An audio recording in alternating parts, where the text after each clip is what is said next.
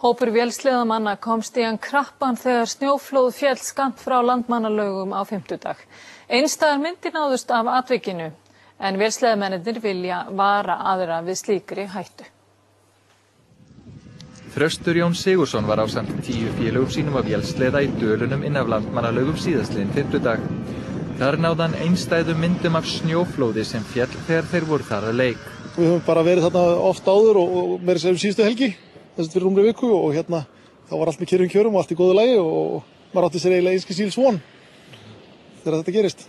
Eins og sést á myndunum fór flóðið af stað eins og hendi væri veifað og var mikil mildi að enginn skyldi slasast.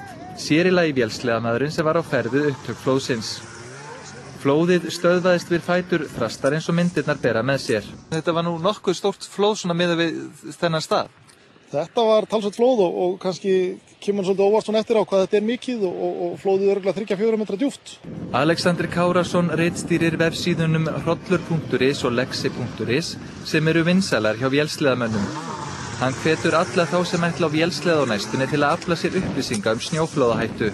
Það er að myndast lög ofan á ótrústu lögum og það er sem er að valda þessum snjóflóðum. Hver er svona lykilbúnaðurinn sem menn þurfa að hafa til þess að geta brugðist við þegar þetta gerist?